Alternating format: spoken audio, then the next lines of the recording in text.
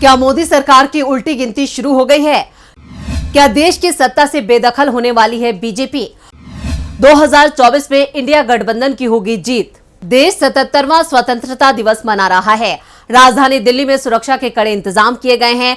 PM Modi एक बार फिर लाल किले से ध्वजारोहण करने वाले हैं।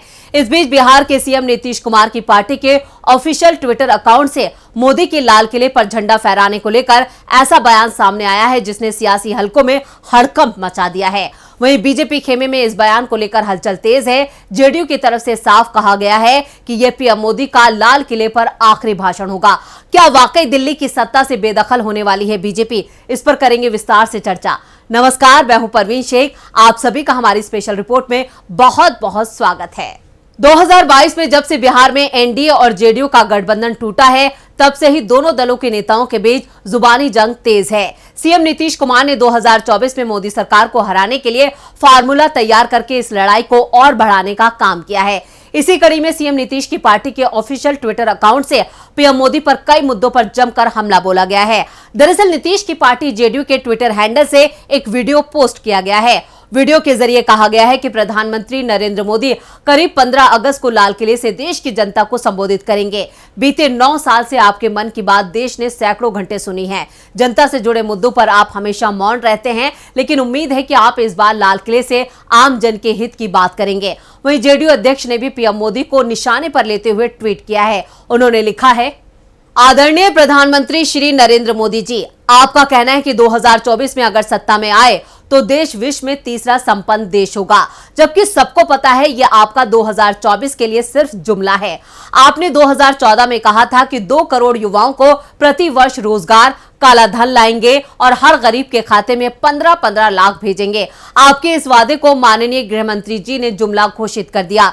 2019 में पुलवामा के शहीदों के नाम पर आपने वोट मांगा, लेकिन आज तक आपकी ओर से नियुक्त तत्कालीन गवर्नर सत्यपाल मलिक के खुलासे का ना तो आपने जवाब दिया और ना ही उनकी बातों का खंडन किया। मौन तो स्वीकृति का लक्षण होता है। अब 2024 नया जुमला, देश जान चुका है, इसलिए जनता झांसे में नहीं आएगी। देश 2024 में भाजपा मुक्त होकर रहेगा।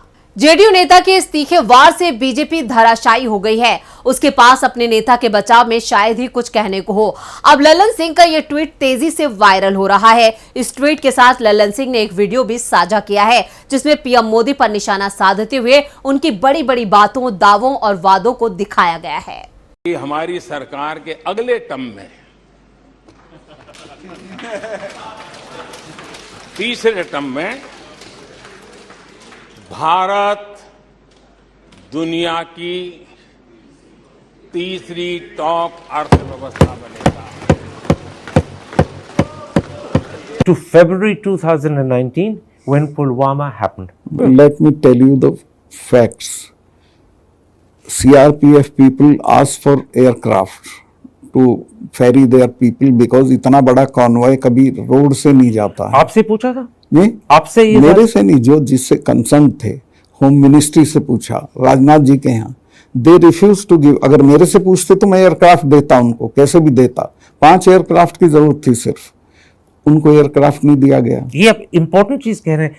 होम मिनिस्ट्री से इजाजत मांगी एयरक्राफ्ट के लिए and home ministry refuse to give. Yes, and I told it to the prime minister same evening कि ये हमारी गलती से हुआ है, अगर हम एयरक्राफ्ट दे देते तो ये नहीं होता। तो उन्होंने मुझे कहा कि तुम अभी चुप रहो। मतलब ये एक तरह की सरकार की चालू पॉलिसी थी कि blame Pakistan exactly and we will get credit and it will help our election. Exactly 15 lakh रुपए अकाउंट में क्यों नहीं आ रहे? देखिए, ये जुमला है।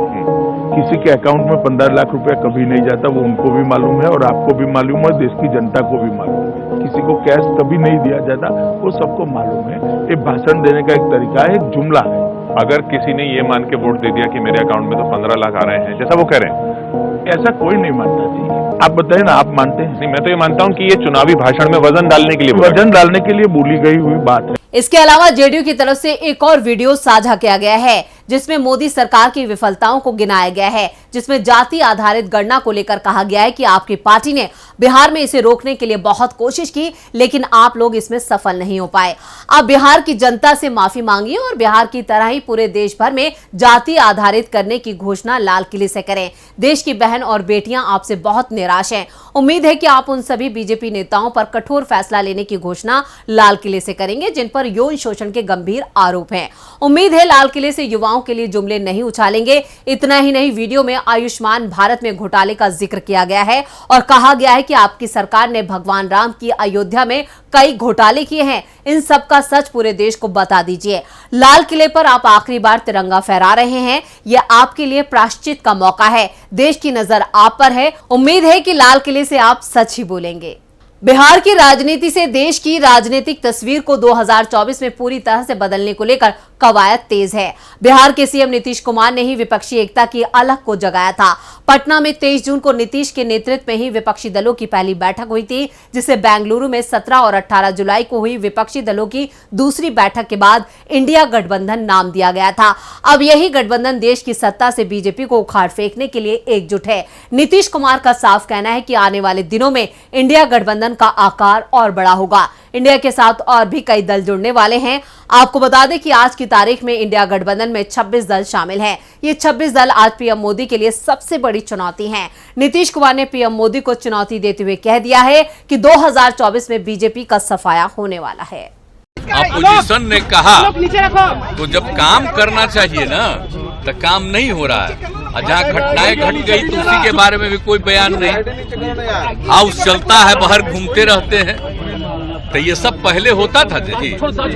हम लोग थे जब तक एमपी थे और सरकार में भी श्रद्धेय अटल जी के सरकार में थे या उसके पहले भी सरकार में थे। अब आप समझिए उस समय सब लोग रहते थे।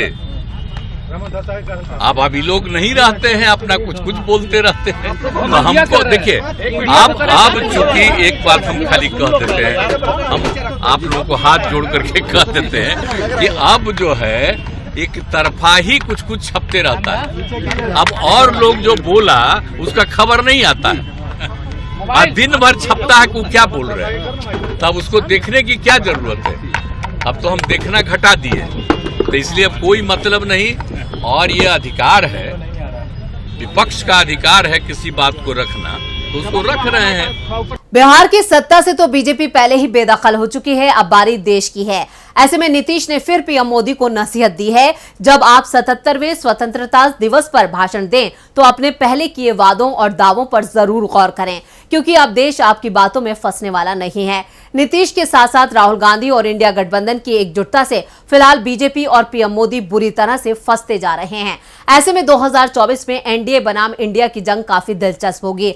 पीएम मोदी ने जिस तरह से संसद के मॉनसून सत्र में अपने खिलाफ लाए अविश्वास प्रस्ताव पर अपनी बात रखी थी, उससे साफ है कि वो समझ चुके हैं कि देश की सत्ता उनके हाथ से जाने वाली है और इंडिया गठबंधन की बढ़ती चुनौतियां भी बीजेपी और पीएम मोदी की मुश्किलों में इजाफा कर रही हैं।